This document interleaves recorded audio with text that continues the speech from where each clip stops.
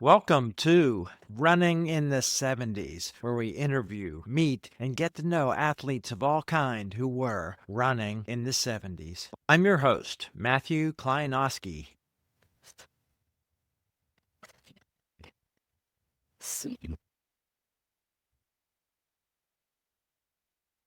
Today on the podcast, we're in Montana with a guy who's lived all over the world on a lot of continents, and he raced in the 60s and 70s and after that. But we're going to start talking about the origin story. A two-time All-American. Oklahoma was home for a while, and he went to Oklahoma State and had some great success there. Welcome on the podcast today, Charlie Boatright. Thank you. Let's tell people your origin story. When, where, and how did you get involved in competitive sports and your first running sport? I was a frustrated bench warmer in basketball. You've seen the movie White Man Can't Jump. So I couldn't jump. I was only 5'10".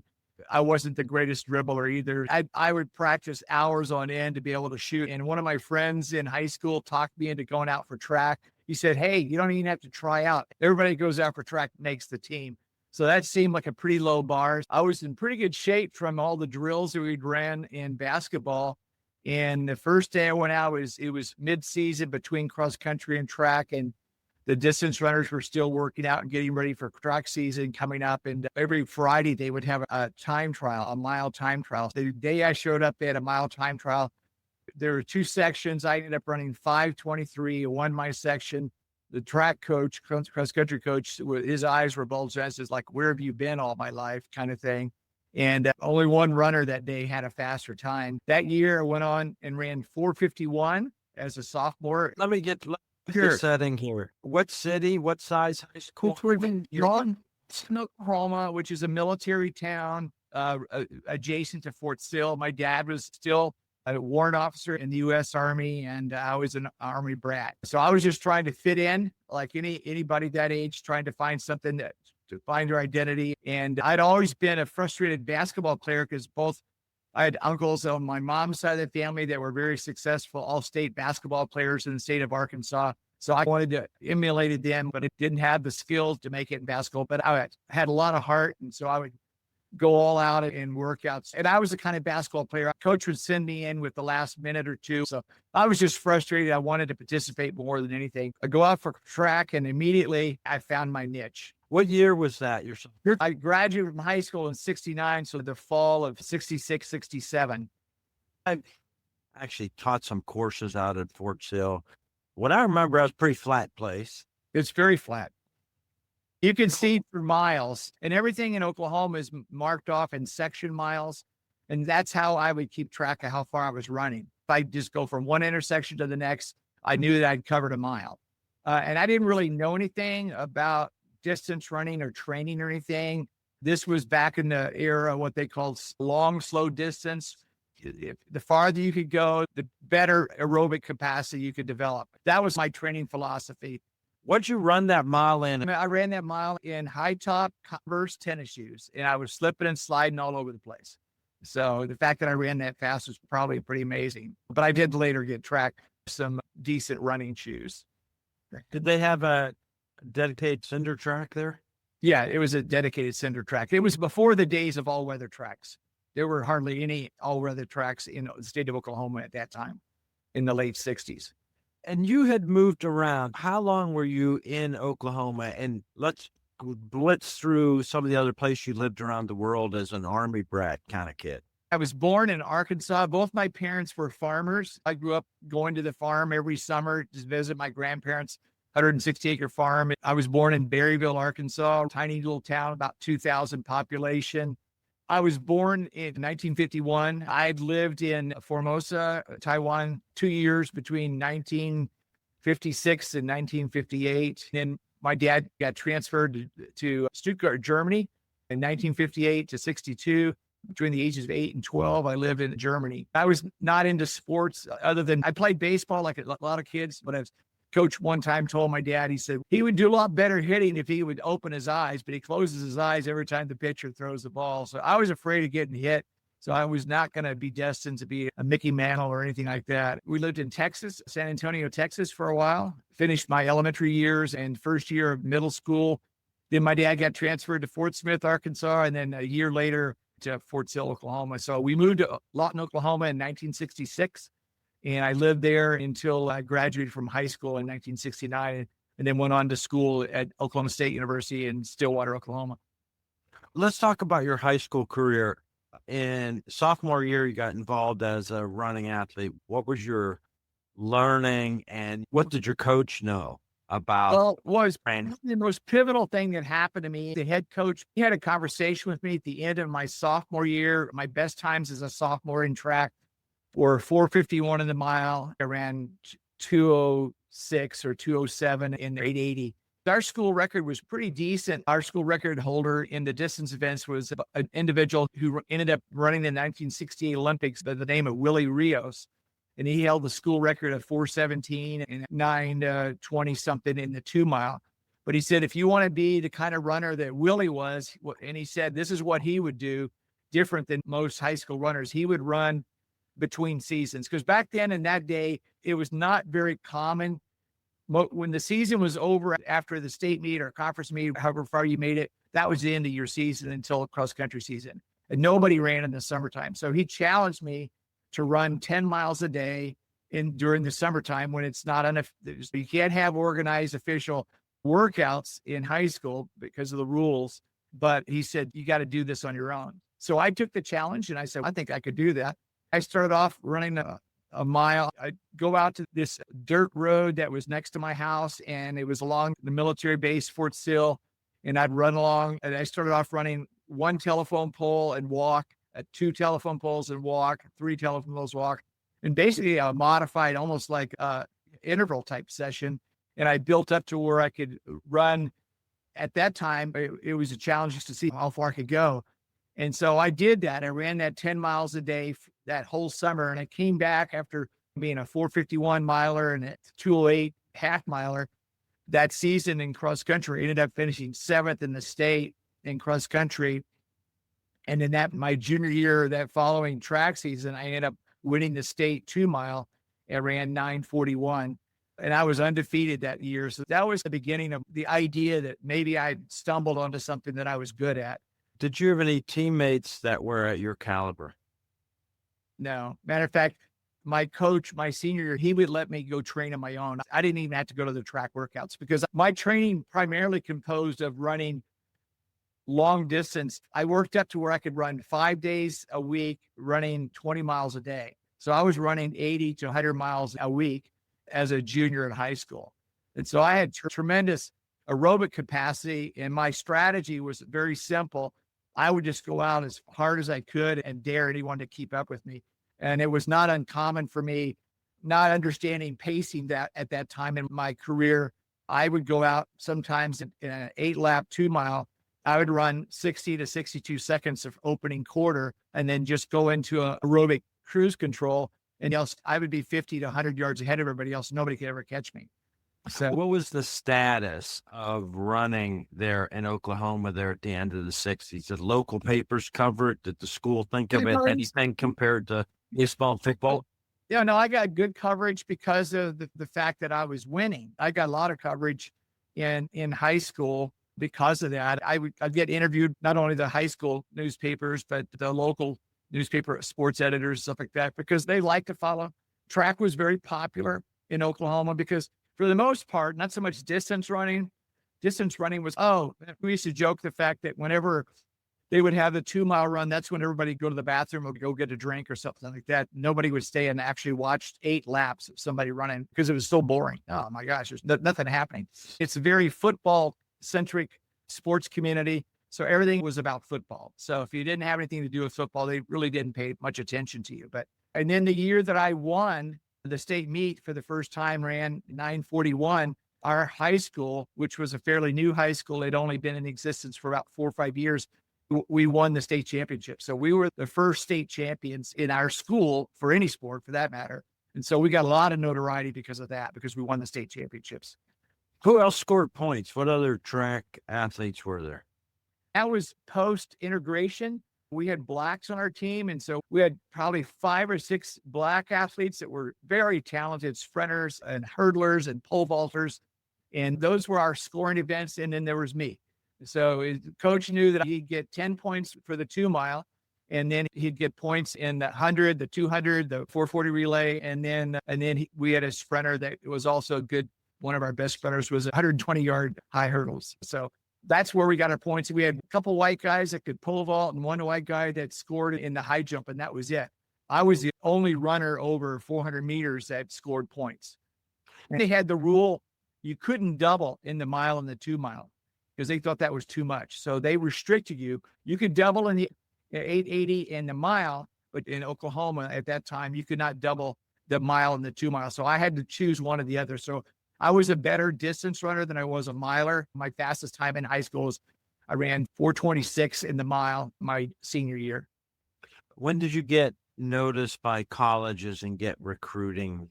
Well, I started getting recruited after I won the state meet my junior year. And I got letters from several different colleges, not out of state, pretty much University of Oklahoma and Oklahoma State were the only schools that were actively recruiting me. And I actually wanted to go to Oklahoma, the University of Oklahoma. They had actively recruited me and sent me letters and all that kind of stuff throughout the whole year. And I thought that for sure was where I was going to go. Then my senior year, I ended up getting beat in the 2 mile. I was a defending champion, ended up getting beat by a guy, Gene Horton. And he was a junior. He was a year younger than me. He stayed right on my heels the whole way until the last 200 and just blasted.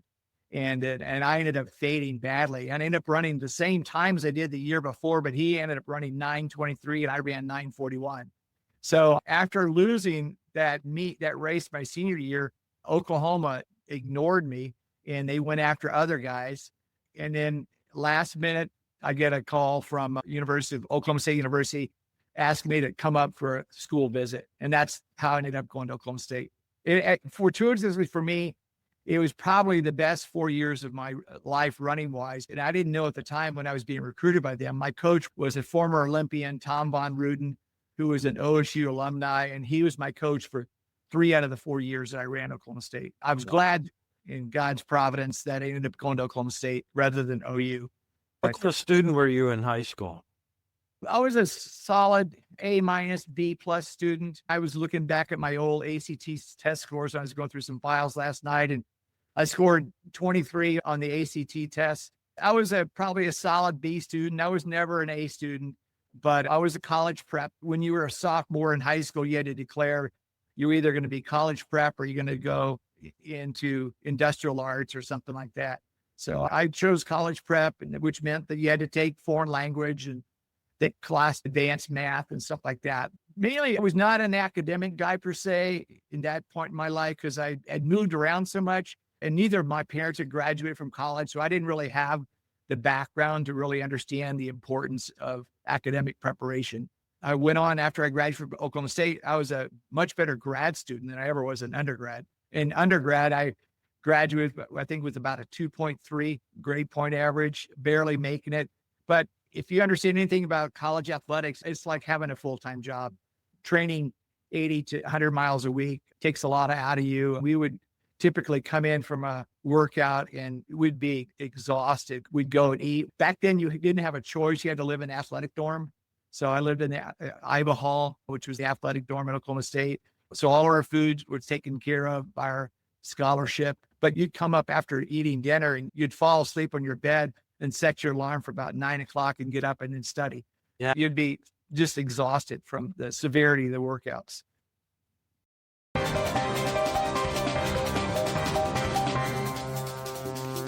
I want to talk a little bit more about high school then. How did you handle losing as defending champ? How psychologically did that get into your psyche? And you had your strategy of being a front runner of, I'm just going as hard as I can, see if you can catch me. What about your competitive drive? Basketball in the rear window now, Right. and you become really successful. So how does that affect your ego as a teenager and then losing? I loved the attention that I got when I started winning. I never lost a race until my last race of my high school career. That was the only race I ever lost. Wow. If anything, I was addicted to winning and I loved it. And that motivated me. They always say fear is probably one of your greatest motivations. And fear of losing probably motivated me to train harder and to make sure that I didn't take winning for granted. But I knew people were always out to beat me. I had the target on my back. But for me, being a competitive individual, wanting to win and enjoying the rewards of winning, the funny thing is, like a lot of high school runners, I went out for track the first time before I ever had any success. All I wanted to do was to get a letter jacket. I wanted to letter because I thought that would impress the girls and help me get a girlfriend up. And I got the letter jacket, but I never did get the girlfriend. But anyway, and I was very shy in high school socially. I could talk to girls. I had lots of girls that were my best friends, but I could never get up the nerve to ask them out. So I never dated one time in high school. I didn't start dating until I was in college. Yeah, that probably didn't hurt brains. Having the reduced social life probably helped me to focus more on running. But in answer to your question, I was very competitive. I wanted to win, and that drive made me work harder to make sure that I was in a position where I could always have the advantage of being able to dictate the pace. There were times I remember one time ran a really crazy race, probably one of the craziest pace races I ever ran. I ran a 4:36 mile.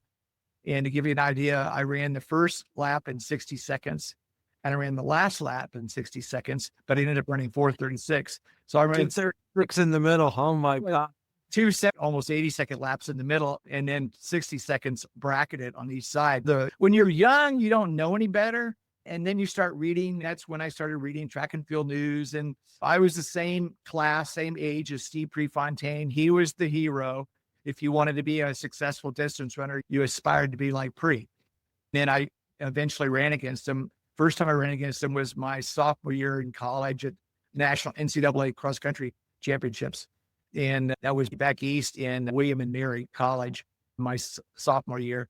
Let me ask you about the transition to college. Sounds apart from, okay, you're going to live away from home on your own. You're going to have teammates. And Right. You're going to have a coach that knows running. What was all that transition like? It was like going from the proverbial being a big fish in a little pond to being a little fish in a big pond.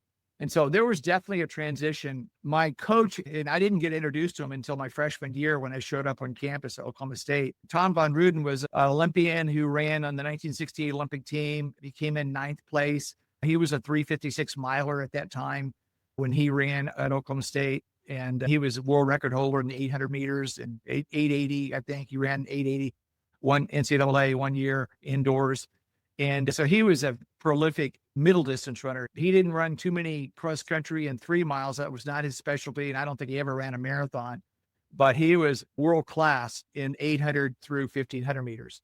Coming into that environment, it was a very competitive environment. I had 2 teammates that were sub 4 milers. And so I go from a 4:26 miler to now I'm training every day with sub 4 milers. It was literally baptism by fire, being thrown into the deep end of the pool. So every day was a test. And probably because of my competitive nature, I wasn't going to throw in the towel and give up. So I was very competitive. Matter of fact, I broke the school record in cross country as a freshman. I was the first freshman to ever break 20 minutes for 4 miles. When I did that, I was the 4th guy on my team. And so I just ran with these other 3 guys and just wouldn't relent, wouldn't give up. I just hung on to their heels as best I could. And so that developed within me a whole different style of running because I used to being the one that dictated the pace. Now I'm trying my best to hold on for dear life. And so I did that. I didn't have the speed and the endurance that I later developed after my first 2 years of college. Matter of fact, it's very frustrating as a freshman and sophomore when you go into college ranks, because if you don't have the national rankings or skills that, say, a C. Prefontaine had, you don't get to go to any meets because you have to qualify. So I didn't have any qualifying times, even though I ran 4:17 in the mile and 14 something in the 3 mile. Those times were not fast enough to get you into the big meets like Drake relays or Kansas relays. So the only races I got to race were dual and triangular meets and conference meets. So I would stay home and until I raced myself into condition where I could be ranked to be able to qualify. So the first 2 years were frustrating. Let me ask you one about freshman year. You were right at the cusp. Freshman, were you allowed to compete? Oh, yeah, no, that was after they passed the rule where they didn't have the Frosh-only teams. When I started in the fall of 1969, they had changed that rule, I think, the year before, where you only could compete against other freshmen. So the year that I started running as a freshman, I was on the varsity, cross country, as well as track teams. And then the other thing I mentioned was when it got to track, I just didn't get to go to all the meets that the other guys did because I didn't have any qualifying times. So let's jump into this first race where you ran out east against Prefontaine. What do you remember about being in a big meet like that where you're probably not going to pace setter? It was my first national competition. Certainly the Big 8 conference was very competitive. We were in the same conference as Kansas University. I had already had the distinction of being able to, even as a sophomore, I ran in a dual meet against University of Kansas in cross country, and I actually beat Jim Ryun, but it was over 6 miles. I don't know if you count that as a defeat, but if I beat him, I'd count it. But yeah, I beat Jim Ryun in a 6-mile cross country race at KU, and we upset them. Oklahoma State, they were a favored team, but we upset them and beat them in a dual meet. And that was probably one of the happiest days of my coach's life experience when we upset KU. But answering your question about the nationals, I was prepared to run at a high quality rate. And back then, you didn't run 6 miles or 10K until you got to national level. Most of all your cross country meets in college were 4 miles. So I was used to running sub 5-minute mile pace for 4 miles all through my freshman and sophomore years. So my sophomore year was the first year I had the experience of running to nationals. It was back in William and Mary College. I think it was a sponsoring college. It was run out on a remote location. I think it was Plantation. They had laid out a course. It was 10,000 meters. I'd only run a 10,000 race one time that season. So that was going to be a huge challenge, just going from 4 miles racing to 6 miles racing. But I remember the start, and the start in cross country is the most important part. And we'd been trained and certainly getting used to going out it was not uncommon to run 60 seconds for your first 400 meters. And so you had to be prepared to do that and not go into such anaerobic threshold that you ended up just dying and couldn't continue running. So I was used to that. But still, what I was not used to was running with 365 runners at the start. And it was a wooded course, but the start was out in the open, flat, and you had to get to this certain point in the race course. I think it was about a quarter mile away. If you didn't get near the front, you were going to be stuck in a caravan of runners throughout the whole race. And it was a sandy course. I remember that. And it was very difficult to pass. So I just remember being overwhelmed. I remember seeing University of Oregon warming up and seeing Prefontaine from a distance. Obviously, I'd never met him, didn't know him. He wouldn't have known me, but he was the guy. And there, Donald Walsh from Villanova was a big runner, and several other guys. He was the guy to go for, and it was crazy race. I ended up running pretty close to my times I'd run all season, but instead of finishing in the top 10 or top 20 of the race, I'm back in 100. I think I ended up finishing 107th place out of 365 runners. So I was in the top third of the race. That was my sort of baptism into national competition. And that was how I got started. But I wanted to compete. And so I went out and stuck it as far as I could. But I didn't have the ability to run at 6 miles the way I did at 4 miles. So I wasn't prepared. That was probably the biggest challenge and understanding was that there's a huge difference between racing at 4 miles versus 6 miles. At the end of that race, finishing just out of top 100, when did you set goals and think All-American was possible? That was something that my coach and I, Tom Von Ruden, had set as a goal at the end of my sophomore year. I'd run 4:17 in the mile, and I ran 14:04 in the 3 mile. So we sat down at the end of the track season, and he was the one that put the idea in my mind. I would have never set a goal that high. He said, Charlie, I really think that you're All-American potential.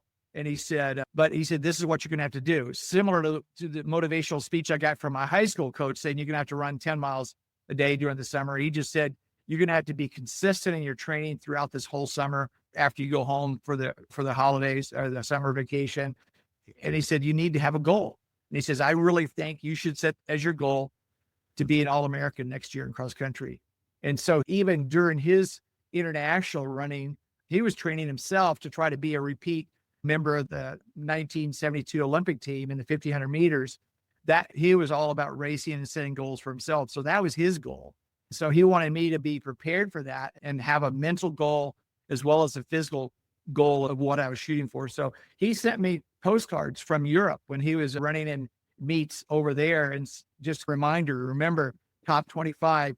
And one of the things he had always used to do this throughout my whole running career with him is like one of the goals I had for myself, because at that time I had, as a sophomore, my mile times were not nearly as fast as they ended up running as a junior. So my goal was to try to maybe qualify for the Olympics trials in the steeplechase. So he'd say, I wonder what Sid Sink's doing today, or I wonder what Steve Prefontaine's doing today. So that was his motivational head games. He'd play with me to try to get me to motivate myself to go out there and do what it's easier to stay home and kick back or go to the lake and have fun floating around on an inner tube like that in the summer rather than going out and running 10 miles in the blazing heat of Oklahoma summers. So that was when the goal was set to become an All-American, was in the summer before. What would you do in the summer after your sophomore year apart from running? My parents had moved from Lawton, Oklahoma at that time. My dad, he had retired for the military, but he had a business opportunity, and my family up and moved to Amarillo, Texas. So I decided, because a lot of times when you're in track as a competitive athlete, particularly in a Division I school, it's very tough academically to keep up. So I needed to take some summer school classes. So that summer, I ended up taking a couple of business law classes and another class from, at that time, it was West Texas State University in Amarillo in Canyon, Texas. So I would run, and it was similar to Oklahoma. It was very flat there, but it was higher elevation. So I don't know if that helped me in my preparation for that cross-country season, but because it's about 4,000 elevation, even though it's flat as a pancake in Amarillo, Texas. That was my training was basically duplicating the same thing I'd done when I was in high school. I went back and looked at my log last night. I averaged about 60 miles a week during the summer, and mostly distance. I didn't do any track work at all. Yeah. Okay. What happened that season in terms of the progression there? And it sounds like you thought, okay, All-American, it's in your mind. That's what you're going to get. But what did you do for racing success that season? Well, what was different my junior year when I came back was the guys who were the sub-4 milers that I was chasing my freshman and sophomore years, they had all graduated. Guys like Larry Rose, who was a 359 miler, guys like George Stewart, who was a 403 miler and ran 1330 in 3 mile and 5K, and Peter Call, who finished second in the AU 1500 meters one year. He was a 401 miler in high school from South Africa. So those are the guys that I chased my freshman and sophomore years. I think in a way, they prepared me for my big breakthrough that I had as a junior, because I was always chasing after them in workouts. I never led workouts my freshman and sophomore year. So that was a difference from high school to college. I was the one that would lead the workouts, or most in high school when I would do 20-mile runs, there was nobody that went with me. I was running by myself. In college, my first 2 years, I'm chasing these guys who are national level sub-4 minute milers. And now as a junior, they've all graduated and gone on. Now, Tom Von Ruden was still there, and he's training for the 72 games the following year. And Johnny Haberset was a transfer from South Africa, and he was a national class runner, but he was not eligible to run my junior year. So he would train with us, but he was a red shirt. He couldn't compete until after he'd set out a certain amount of time from transferring. I think because he came from South Africa, he had to set out a whole year before he's eligible. So I had all these guys to work out with, but when it got to races, I was the front guy. Matter of fact, my junior year in cross country, I went undefeated. I didn't lose any cross country races until the conference meet. In the conference meet, I made the mistake of being too conservative, partly because the one guy I was most fearful of was Jerome Howell, and he was a sub 4-minute miler, and he'd already been All-American in cross country. So I knew he was formidable. He went out pretty hard. I hung back. It was a very cold and hilly course in Lincoln, Nebraska. Nebraska's flat as a state. They had a really hilly course. And I went out very slow and conservative, and I was quite a ways back. I was probably back in 10th place at the 2-mile mark. And so I had a lot of ground to make up, but I ended up finishing third at the conference meet. So that was my first defeat. That was a reality check, I think, but I think it helped prepare me more so for the national competition, which was 2 weeks later in Knoxville, Tennessee, which was also a very hilly course. That time I made sure that I had a different strategy, because one thing you learn when the faster competition you go, you learn very quickly that if you get too much distance between yourself and the front pack, no matter how good you are, you're not going to make up that kind of distance.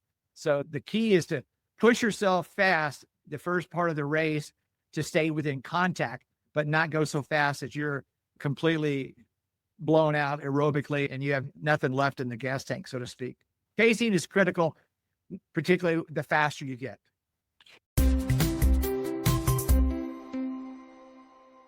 You talked about your 60-mile weeks in the summer. Not a lot of mileage. It's less than you had run in high school. What about injuries? Through the start of your junior year cross country, had you gotten any injuries up till then? I was very fortunate. I'd never really had any. I had teammates that had stress fracture injuries and ankle or knee injuries. I'd never had anything like that. Probably the most severe injury I ever had when I was in college, and even in high school for that matter, were shin splints. And a lot of that had to do with just poor shoes. We just didn't have the kind of shoes back then. When I would go out and do 20-mile runs, I was running in real thin sole shoes. Eventually, I think by my junior year in high school, I had a pair of Adidas cross countries, and they were pretty solid shoes to run in. But prior to that, I didn't. But I think in terms of injury, I was very fortunate in that respect. But I remember a lot of it had to do with Tom von Ruden was one, because he was always adverse to getting injuries himself. We did as much of our training as possible on the red clay dirt roads of surrounding Stillwater OSU campus. And we did not run on roads that much, asphalt roads. Only one time did we ever go. I remember we drove over to Tulsa and we ran a 10K road race. And that was the only experience I had of running 10K prior to the nationals. And that was the only reason he had us run it. He wanted us to experience what it was like to run sub 5-minute mile pace for 6 miles versus 4 miles. He had an aversion to running on hard surfaces. So if we were running down that was really hard, like an asphalt road, he would say, run off the road on the grass. So we would do that to avoid injuring ourselves. But I was in that respect, I never had any injuries. Oh, that's neat. So when you're running there training in the red, are your socks turned red and you're watching prairie dogs pop up? That's what I remember from Fort Saul. Oh yeah. It was very boring. It was not scenic. Not like it is running in Montana here. I go here, it's very scenic. Let's talk about the race. Let's talk about nationals, where after winning until conference meet, and then you had the experience of 350 people start. How'd that race go? I knew what to expect in terms of the start because I'd run the year before at the nationals. So I think that immensely helped, because without that experience, you're lost. It's a big change from going from a conference race or invitational race to a national race where you've got 350 runners vying for the same start gate area. I knew it was important, vitally important. It was a cold day. It was 23 degrees, which was not uncommon for that time of the year. It's November and it's in Tennessee. I remember warming up. I remember seeing all the guys I looked up to, Prefontaine. I remember seeing other guys, obviously Jerome Howell, I saw him, and all the other guys. I'd not met Dave Wottle, but he was in the race. There was other guys from Villanova. I ended up finishing ahead of Marty Liquori. Marty Liquori was in the race. I beat him that day. Natl Wall. Did you see Sid Sink before the race? Was he? Sid Sink had already graduated. Oh, okay. He graduated the year before. So Wottle, he had a team. Bowling Green ran a whole team there. but Wottle was the only one that I knew of in terms of by name. Yeah, Sinkin graduated. How'd the start go? It was run on a golf course, but the golf course and obviously, if you know anything about Knoxville, it's a very hilly terrain. And so the first mile, it was they had picked a spot on one of the probably two adjoining holes on the golf course where they could get 400 yards wide, where they could get 300 and some guys lined up a chalk line, and then they fired the gun. And then it was like a herd of buffalo. It was intimidating, the noise and just the excitement and the adrenaline rush. Everything's on the line. You don't get a second chance. I'm going out really fast, but I was very cautious about going out too fast. So I remember, since my goal was to finish in the top 25, because that's what gets you All-American status, and I was running as an individual, our team did not qualify. So what was funny was I ended up flying back to Knoxville from Stillwater by myself. The school made all the arrangements for hotel and flights and all that kind of stuff. But I wasn't traveling with anybody. So I was totally by myself, nobody. But what was providential, I think, in the sense that it was an encouragement to me, was I ran into the University of Colorado team and coach. I'll never forget, I knew him very well, Jerry Queller, and I had several friends on the Colorado team, including Ted Castaneda and some of these guys. And that was before Ted had become into national prominence as an international ranked distance runner. Tim Cronin was one of the guys in the team, and a bunch of other guys. So I'd always got along really well with several of the guys in the University of Colorado team. So they invited me the night before the race to go to a movie with them. And of all movies, we went and saw, it was one of these horror thriller types. It was called Play Misty for Me. And if you know anything about the movie, it's one of these thrasher killer knife movies where you're on oh my gosh, you're just adrenaline. I don't know if that was a good preparation or not. It scared me to death, but maybe it helped me go to sleep easier. But I was there. And only reason I mentioned that is because Jerry Queller was the only guy there who acted as a coach for me. And throughout the whole course, the course was a 3-mile loop that you ran twice. And Jerry kept yelling at me. I remember after we went out, the first mile of the race was pretty much uphill. And I remember I was probably back in about 30th or so place, or 35th place. So I'm near the front. I'm ahead of the bulk of the pack behind me. There's probably over 300 guys behind me, but there's still about 50 people or less in front of me. And I remember going through the mile marker, and I remember hearing 423, 424, 425. So those guys, Prefontaine and Bjorklund, who I never met or anything, but I'd run against them the year before, they had to have gone through in 418, 419, under 420 for the first mile. So we're moving and uphill. And so that's where you see that picture that's posted, that's at the 1 mile marker. And so I'm back in that pack, probably about 30th or 35th place. But I'll never forget Jerry Queller. He stationed himself on the course, a couple different places. And he kept yelling at me. And he said, "Charlie, you're in 30th place. You keep it up." And then when I got farther along, I think by the time I worked my way around after the first lap, I was in about 25th place. He said, "Charlie, you're in 25th place. Keep it up. You're doing great." So my strategy was just through attrition, because in any cross country race, you have those that go out too fast and they may pick up the pace and race on to win. And then you have those that went out too fast that start dropping. And so what happens after the first 3-mile loop, that's when I started realizing I had a real chance, because I knew my position, even though I couldn't count them because they were farther ahead. By the end of the race, Prefontaine was like 54 seconds in front of me. He ran, I think, 29:14. I ended up running 30:07 or 30:04. I can't remember exactly, but I was a good 50 seconds or so behind him. But throughout that whole second lap, Jerry Queller, the Colorado coach, kept telling me my position.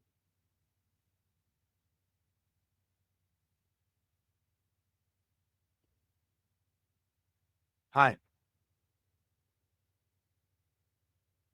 So now you, halfway through, you thought, okay, this is working. It seems surreal, because it's one thing to have a goal. It's something else to be prepared to know that you can run in the company of these kind of runners, but to actually pull it off it seemed reachable, but it seemed unobtainable at the same time because I'd never been there. I'd never run in the company of those runners at that level, at the nationals. I'd run against those. Like I said, I came in third place behind Jerome Howe, who was a sub 4-minute miler and went on to finish fourth that year in the 1500 meters Olympic trials. So I was used to running with guys like that, but to be at the nationals was a whole nother story. So at the 3-mile mark, it began to seem possible. And as each mile went by, it got more and more real.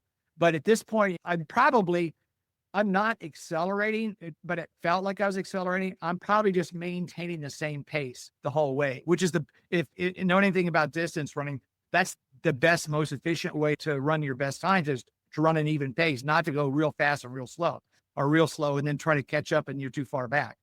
At the 4-mile mark is when Dave Wottle passes me. And so I know him. I recognize him with his hat on and everything. I'm going, I got to stick with this guy. And so I just hang on to him for all dear life. And we're just passing guys right and left. I have no idea how far I am up the pace until I cross the finish line 1 second behind Dave Wottle. And Jerome Howe ended up finishing. I never saw him. He was ahead of me the whole way. He ended up finishing 10th and I was 13th. But I get the little popsicle stick and it says 13th place. So I was like, unbelievable. It was like I was in a surreal kind of experience and I can't believe I did this. So, well, that's an interesting position to be in. You weren't part of the team scoring that year. Next year, you guys qualified, right? Yeah. As a team. And then, so what's it like? You get the stick and you're just like, you're right behind Waddle and it's 13. There's nobody to really go and hug unless you can find your Colorado buddies. The Colorado buddies came up afterwards and congratulated, Jerry Queller in particular, congratulated me and everything. But the reality of it didn't sink in until we went to the awards ceremony. The awards ceremony was actually in a clubhouse. It wasn't outside. Like a lot of times you see now, you watch them on TV, they have the awards ceremony right there. They just put a platform out and everybody comes up and stands on.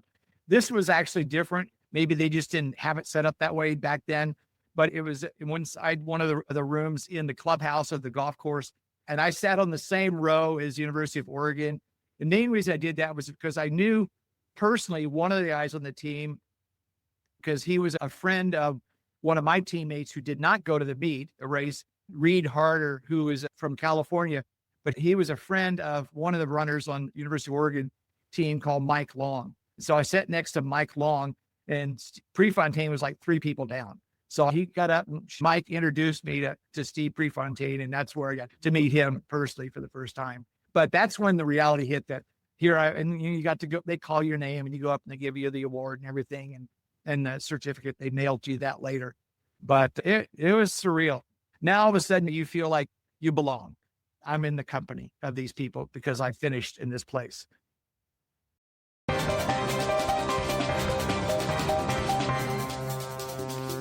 So you have track and a year left, and it's going to be a coaching change. What was your goal setting after that? My goal at that time, after finishing an All-American, coming back, it was almost like surreal. Like you said, I didn't have any teammates or coach or anything to congratulate me on my success or anything. So it was almost like when I flew back by myself and flew back to the Tulsa airport and got in my Volkswagen to drive back to Stillwater, which was like an hour-and-a-half drive.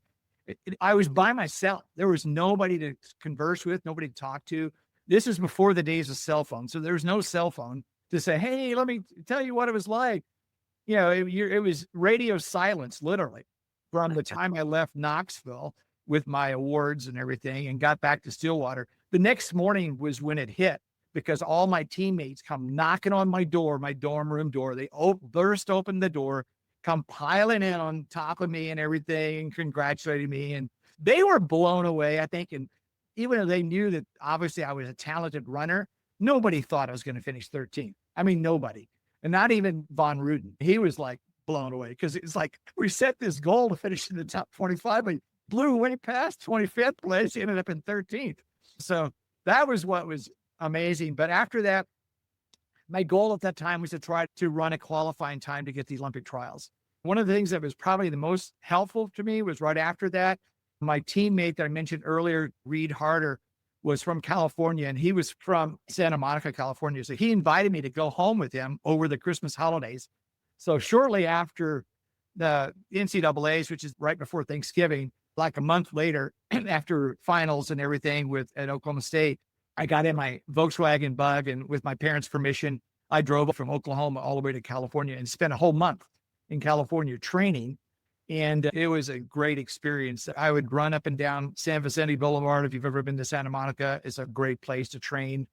All grass median from the shore of the Pacific Ocean all the way up to close to where UCLA campus is. So I'm doing that the whole time. My best mile time prior to that cross-country season was, like I said, 4:17 the year before. So I ran a all-comers meet in San Bernardino. I ended up winning it. I ran 4:15. So I'm feeling like, man, I'm getting faster. Not only am I a good endurance runner, but I've got some speed. Then 2 weeks later, I ran in another all-comers meet, and this one was at Long Beach, and it was an all-surface track. And I'm running against runners from USC and Long Beach State, stuff like that. I ended up coming in second. And the guy from USC ran 4:08 and I ran 4:10. So now I've dropped my PR from 4:17 to 4:10. And who knows what the future is. So I come back and my coach was able to get me into Albuquerque Indoor Invitational. I'm running against international class runners. I'm running against George Young and also the runner from Australia, world record holder in the 2 mile. Clark. Yeah. I'm running against Ron Clark and George Young in a 2 mile indoor. Now it's in Albuquerque and it's at altitude. So I go out with them and I'm running there. And if you know anything about indoor running, particularly at altitude, it's all about slow pace sprint. And so you just trying to stay in position. It was a packed field. And I went out the first mile in 4:30, which at altitude was pretty intense. And then I trip. I ended up tripping and falling, going down on my hands and knees. I sprinted in my feet as fast as I could to try to catch up. But the race is pretty much over for me. I ended up running 9:34. So I ran 4:30 my first mile, which would have been 9-minute pace if I'd have kept the same pace. But I ended up running 9:34. So I died. But it was a good experience for me. It was frustrating, but it taught me something about indoor running is different than cross country. You got to protect your position. You got to be more mindful. So 2 weeks later, my coaches got me entered in Oklahoma City indoor meet. I'm running the 2 mile again. This time I'm running against Johnny Haberstedt, who had already run 8:35 in the 2 mile the year before. And so he's formidable. I'm not going to beat him, but I'm going to be competitive as I can. This is a 10 lap wood bank surface track. We go to the first mile in 4:30. And then we ended up coming through. So I'm thinking, well, that's pretty decent because that's the same pace I ran at altitude at Albuquerque. I ended up being in following through the 3/4 mile. I ended up coming through in 6:45. Now, this time I realized that's the same pace. I'm going to get smoked. So I take off in a sprint the last half mile.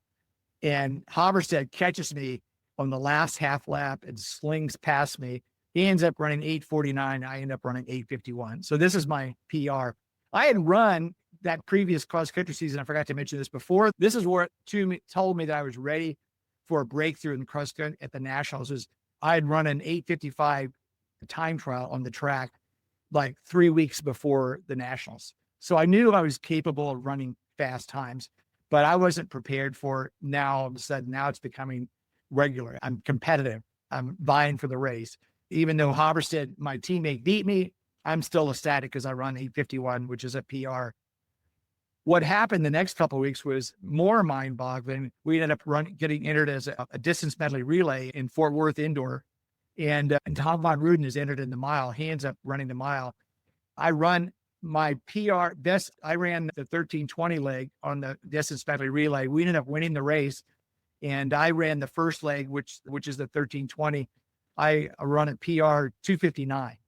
So Von Ruden comes up to me after my race and says, "Would you like to be a rabbit for me?" And his race was like an hour later at the end of the meet. The distance medley relay was at the beginning of the meet. So I only have an hour's time from running 2:59. And I come back and I ended up running a 1:50 because he only wants me to run half mile. And I ended up getting in the race. And the funny story about it is he's racing against Leonard Hilton. And Leonard Hilton, who was an outstanding miler and 3-miler from the University of Houston, he's thinking that he'd watch me run that 259. So he's thinking he's going to run the same distance. I pulled off the track after the end of 800. Leonard Hilton is stuck right behind me. He's now in the lead. Claude Ryun just sets on his heels until the last lap and then just takes off and ends up running 3:57 to win the race.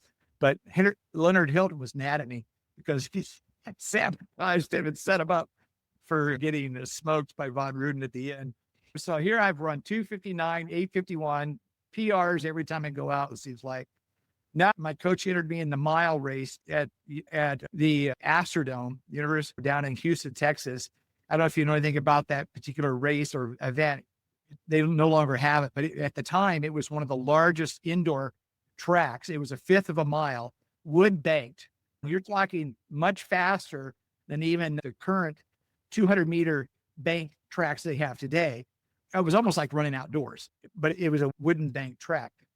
You had to run prelims to get to the finals. So I ran prelims, and I'm running against someone who I'd never heard of before, but he ended up being a pretty national world-class runner later on. Paul Cummings, he's a freshman running unattached. At that time, I think he wasn't eligible.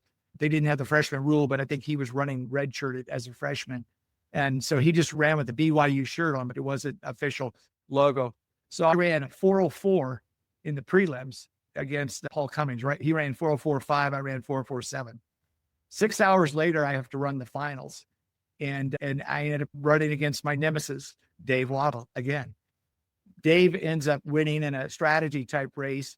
He ends up winning in 4:03.7. I come in fourth place in 4:06. So I ran a 4:04 PR and doubled back with a 4:06 6 hours later in the finals. So now I'm thinking, I've got the world by the tail. But then reality sits in and you realize as time goes on, you can't keep making PR improvements to this degree. Later on that year, I ended up going to the Big 8 indoors. I ended up running 9:01, finishing fifth place. I was very disappointed in that race. Haberstead wins that. It was a fast strategic race where it was based upon kick. So I was never really much of a kicker. I was one that always did really well at just going out at a fast pace and holding on.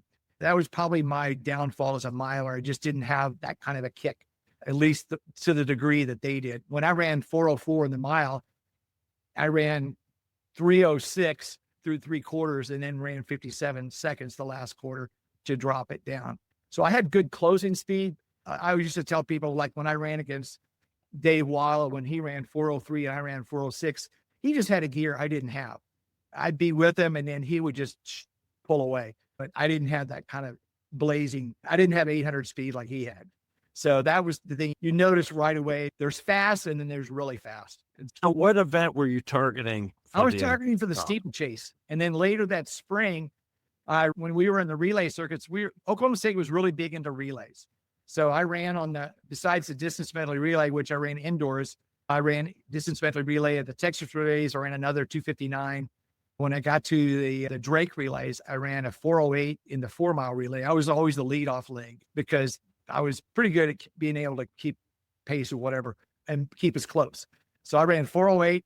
And then the next day I had another breakthrough race in the steeplechase. I ran 8:51 and came in second. So now I'm ranked in the top 10 nationally in terms of qualifying. To qualify that year for the Olympic trials, you have to run 8:38. I never did run the 8:38. And so my season goes on to the end and I don't keep making dramatic improvements, although I did have pretty significant breakthrough the week before the Big 8 conference outdoors. We were running a dual meet against LSU. And I ran a 4:04.5. I actually surpassed my PR from the indoors by 0.2 of a second. The funny thing was, when I ran 4:04.5, I was a non-scoring fourth place in a dual meet. So I didn't even get a point. And my coach didn't even get my time. It was one of the other assistant coaches from LSU came up and said, "Oh, I got his time, 4:04.5. That's interesting because I saw that on the Oklahoma State list of top 10 mile times. And I don't know when it's been updated, but you were still number 10. Yeah. And it said LSU dual meet. And I was like, what? Yeah, it was a dual meet. The thing was, it was a dual meet, and LSU had a runner. I can't think of his name right now, but anyway, he was a 402 miler. And so he was pretty competitive. And Johnny Haberstead at that time had not run sub 4, but he'd run 401. And Mike Mankey, who was on my team, who later would go on to run with Athletics West and run 335 in the 1500 meters. He was in that race. So we had a strategy that each one of us would take a different lap. And my lap was to go out and hit 60 seconds for the first, which I did. And then I ended up coming through, I think in 306. So I slowed down similar to the way I did in high school, slowed down the middle 2 laps, and then came back and ran 57 at the end to run 404.5. And then an hour later, I ran my PR in the 3 mile, 14 minutes flat in the 3 mile. But at this point, I'm starting to feel the effects of a long season, but I'm still trying to qualify for the Olympic trials in the steeplechase. At that time in that year, my junior year, they did not have the steeplechase in the Big 8 conference. So I was relegated to running the 3 mile. And it was run at altitude. The conference meet was at Boulder. So I didn't fare too well running at altitude. Wasn't my favorite. You're sucking for air when you're running at that altitude. So I didn't do that well in the Big 8 conference. So because of my 851 steeplechase time, I qualified for the NCAAs. So I ended up going to the NCAAs, and I ran a couple other meets. I ran a youth staff meet, and I basically duplicated my time from the Drake relays. I ended up running 852 or something. But I get to the NCAAs. This is my big moment to try to qualify for the Olympic trials. And you have to run prelims just like you do in most big meets. I'm closing on the field, coming off the last water jump. And so and time doesn't matter, it's place. So I'm shooting for the top 6. So I'm in about 7th place. I'm closing on the couple runners in front of me. I trip over the last barrier and I go down hard. This is at Eugene, Oregon. I go down hard, but I spring back up. Hope springs eternal. I sprint it all out. I almost catch the 6th place runner, which would allow me to go into the finals. And I miss it. That race is over. The irony is the guy if I would have passed this guy, he was the guy, Joe Lucas, that goes on to win and runs 8:30 the following day and blows all expectations away. Nobody expected Joe Lucas to win, but he wins the steeplechase that year at 8:30. But I could have ruined his party. I don't think I would have run 8:30, even if in my wildest dreams. But it just shows you the irony sometimes, things that happen in track and field. Yeah, and we could go back and look at all those twists and turns. If you had a better race in high school, or the guy who beat you hadn't, you might have gone to a different college, had a different, all that stuff. As a Christian, I definitely believe my faith has always been a strong component of who I am as an individual. It's always caused me to believe that things happen for a reason, that God's not that he causes you to trip and fall. He didn't cause me to trip and fall over that hurdle. But I think had things gone differently, my life would have changed in many ways, not necessarily about track, but just changed. It was important. I went on and ran 2 more races, another ironic race that could have allowed me to qualify was I ran in the Kennedy Games in the steeplechase. This was after the NCAA incident where I didn't make the finals. The officials mismarked the course. I ended up running 8:55 that day, but it was 55 meters too long. So had they measured the course correctly, I wouldn't have run 8:38, but I would have probably for sure run in the mid 8:40s, which would have maybe been enough to get me into the Olympic trials. I found out after the Olympic trials were already over that one of the problems and challenges they had were they set these standards artificially. They said, this is going to be the standard we're going to have to limit the field to, we don't want to have more than 24 runners. But yet they want to have 24 because if they don't have 24 runners, then they can't run prelims and finals or semis, like in the instance of the 1500 meters, 800 meters. They can't run all 3 races if they don't have enough runners. So actually, had I just shown up at the NCAAs in Eugene because of my 8:51, even though it didn't meet the qualifying standard, they'd have allowed me in just to fill up the field. Yeah. But I got the t-shirt. In fact, the t-shirt that said 72 Olympic trials.